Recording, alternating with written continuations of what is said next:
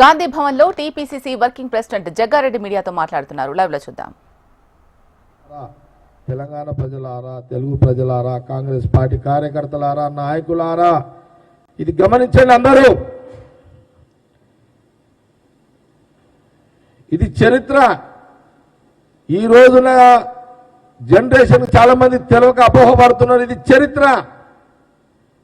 ఇది కాంగ్రెస్ పార్టీ కార్యకర్తలు రాసిన చరిత్ర కాదు, ఇది చరిత్ర. ఇది నిజము. గూగుల్లో పోతే ఇవన్నీ కూడా మీకు ఉంటాయి. చరిత్ర తెలుసుకోండి. కొత్త జనరేషన్ యువకులు, యువకులు తెలుసుకోండి. ఇది అవసరము. మనం బాగుంటే దేశం అంటే మనం. ఇది చరిత్ర.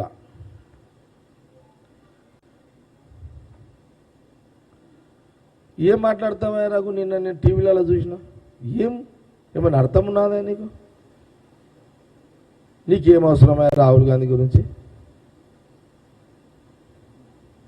కిషన్ రెడ్డి మొట్టికాయలు కొట్టిండా నేను రాహుల్ గాంధీ మాట్లాడితే ఏమన్నా బుర్రున్నదా నీకు? తెలివి దానికి? ఏమన్నా ఎంపీ అయినావు, ఒకసారి ఎమ్మెల్యే చేసినావు. ఇవన్నీ మాట్లాడితే ఎక్స్పోజ్ అవుతారా?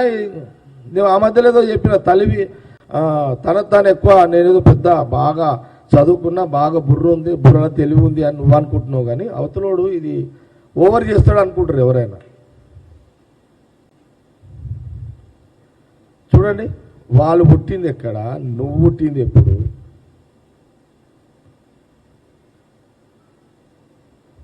నువ్వు కూడా వీళ్ళందరూ మునిమన్మల్ల ఏజ్ మీ అందరిది. ఓకే, మీరు మీ పార్టీలో మీ లీడర్షిప్ మీరు ఎదగాలనుకున్నప్పుడు కొంత రాజకీయ పైన విమర్శలు మీరు చేసుకోవాలనుకున్నప్పుడు కొంత ఉంటుంది. కానీ మా లాంటి వాళ్ళకి కౌంటర్ ఇచ్చినప్పుడు నువ్వు జవాబు చెప్పే పరిస్థితులు కూడా ఉండాలి కదా. ఏం చెప్తావా? నువ్వు వస్తావా డిబేట్కి? రావు. మా ఎవరు మా స్పోక్స్ పర్సన్లో పెడతా, అందరిని పెడతా, కాంగ్రెస్ పార్టీలో ఒకసారి డిబేట్లో కూర్చోండి. ఇట్లా కాదు కదా. అచ్చా, ఇక మాట్లాడతాడు. కాశ్మీర్ అంటాడు, పాకిస్తాన్ అంటాడు, తెలంగాణ అంటాడు. నేను ఇంతమూలే అన్నా. ఇంకో మాట చెప్తున్నా. అసలు వీళ్ళు రాహుల్ గాంధీ గారి గురించి మాట్లాడుతున్నారు. రాహుల్ గాంధీ గారి ఒక ఖాందాన్ ఏందో తెలిసి కూడా మాట్లాడుతున్నారు. వాళ్ళ త్యాగాలకు తెలిసి కూడా మాట్లాడుతున్నారు.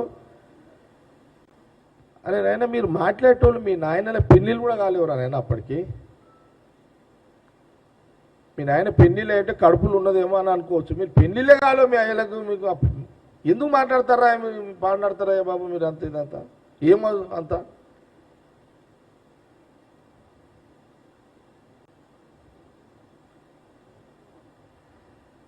ఓకే సరే, ఇది ఒకటి డేట్ ఆఫ్ బర్త్ రైట్.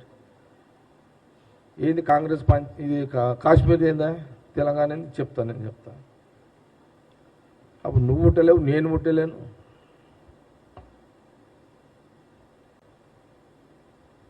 ఇంట్లో కొందరు అయ్యలు పుట్టిరో పుట్టలేరో, పుడితే వాళ్ళు కూడా చిన్నగా ఉంటారు.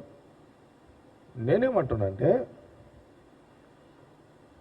కాశ్మీరు ఆ రోజు పరిస్థితి, స్వాతంత్రం వచ్చిన రోజు నెహ్రూ గారు ప్రధానమంత్రి అయినాక ఆ రోజు ఏం పరిస్థితులు ఉండే, అప్పుడు ఏది ఎట్లా చేయాల్సి వస్తుండే, ఏది ఎట్లా చేయాలి, అప్పుడు ప్రజల అభిప్రాయాలు ఎట్లుండే, ప్రజల మనోభావాలు ఎట్లుండే, దాన్ని ఎట్లా అధిగమించాలి, ఏ రకంగా చెయ్యాలి,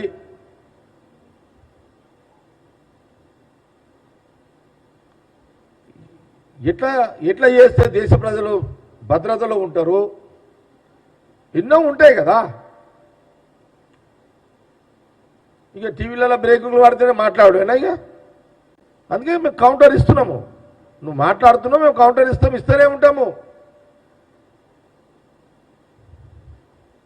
ఇప్పుడు అవును, అప్పుడు జవహర్లాల్ ప్రధానమంత్రి గారు అక్కడ ఏం జరిగింది? అప్పుడు 2 రాష్ట్రాలు అవన్నీ అప్పుడు భారతదేశంలో ఇవన్నీ ఏమంటారు సంస్థానాలు, ఇవన్నీ కూడా అంటే రాహుల్ గాంధీ గారు ప్రధానమంత్రి కాకముందు దాదాపు 540 సంస్థానాలు భారతదేశంలో ఉన్నాయి. 540 సంస్థానాలు ఉన్నాయి భారతదేశంలో. నెహ్రూ గారు కాకముందు భారతదేశంలో 540 సంస్థానాలు ఉన్నాయి.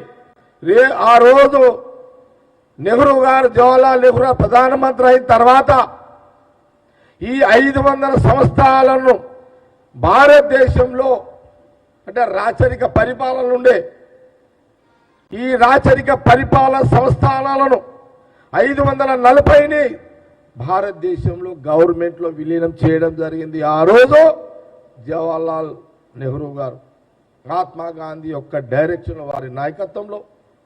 ఇది చరిత్ర.